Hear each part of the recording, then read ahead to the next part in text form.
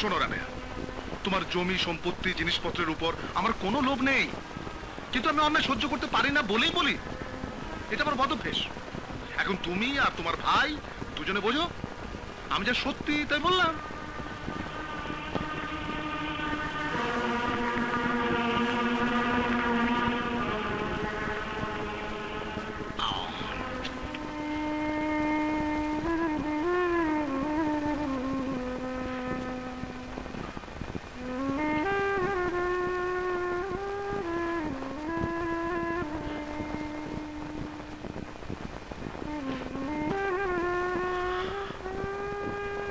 ভাইয়া,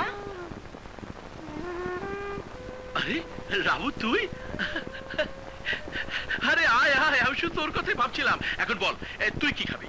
ভাইয়া, আমি একটা কথা জানতে এসেছি। বল, কি জানতে চাস? তুমি কিছু মনে করবে না তো? আরে না না, মনে করব কেন? সাভারে বাবার একটা জমির প্লট ছিল।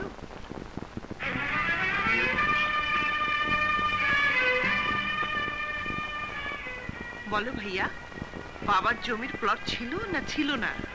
ছিল। সে জমিটা এখন কোথায়? বেচে দিয়েছি। কিন্তু কিন্তু তুই এসব কথা জিজ্ঞেস করছিস কেন? কেন, আমার কি জিজ্ঞেস করার কোনো অধিকার নেই? আরে না না, থাকবে না কেন?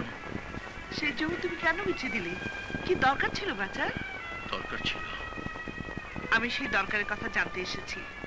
কি এমন দরকার ছিল যার জন্য তুমি জমি বেচে দিলে? তোর কি জানার খুব দরকার? হ্যাঁ দরকার। ওই জমিটা আমার অংশ ছিল, আমাকে না জানি জমি বিক্রি করার কারণ কি বলো? আমি শুধু কারণ জানতে চাইছি ভাইয়া। চুপ করে থেকো না ভাইয়া, বলো।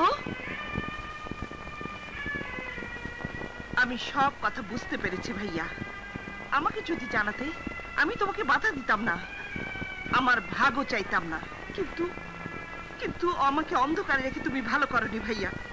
বাবার চেয়ে তোমার উপর আমার অগাধ বিশ্বাস ছিল। তুমি তুমি আমার সেই বিশ্বাস ভেঙে দিলে ভাইয়া। আমার মন ভেঙে গুঁড়ো গুঁড়ো করে দিলে। তুমি আমার মন ভেঙে গুঁড়ো গুঁড়ো করে দিলে ভাইয়া, গুঁড়ো করে দিলে। রাবু,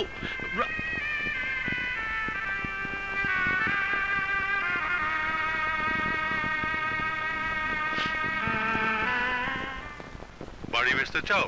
বেচো, আমার কি।